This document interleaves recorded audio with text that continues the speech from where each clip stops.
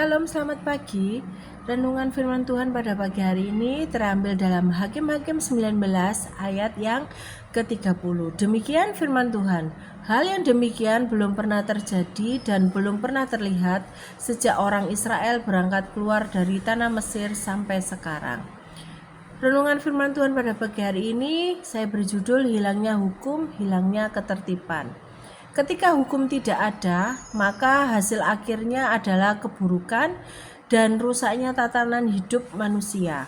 Kerusuhan, penjarahan, pembunuhan, pelanggaran hukum, dan ancaman keamanan dapat terjadi di mana-mana dan manusia adalah pelakunya.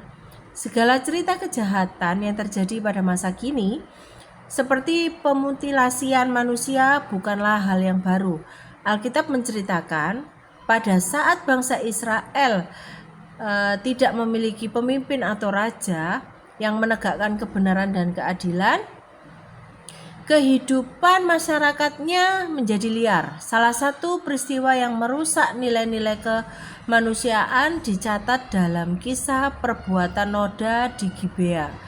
Pencatatan kisah ini mengingatkan kepada bangsa Israel pada masa itu dan bagi kita masa kini, bahwa ketika pemimpin tidak ada, ketika hukum diabaikan dan firman Tuhan secara moralitas tidak ditegakkan dengan benar, kecenderungan manusia untuk melakukan yang jahat tidaklah tertahankan.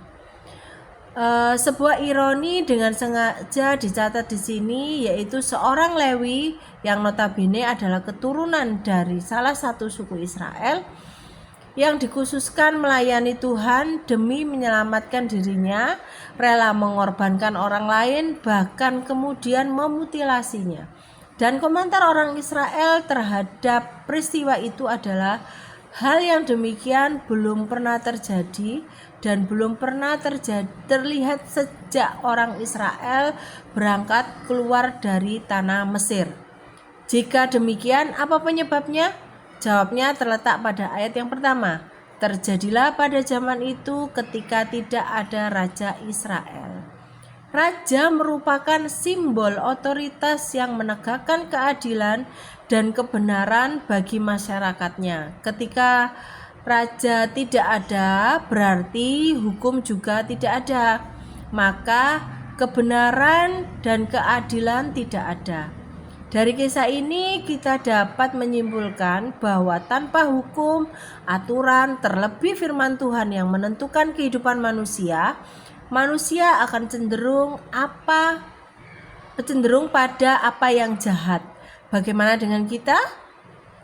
Jangan biarkan hawa nafsu dosa menguasai kita, tetapi latihan diri kita untuk hidup dalam firman Tuhan agar kita hidup memuliakan Dia. Selamat pagi, Tuhan Yesus memberkati.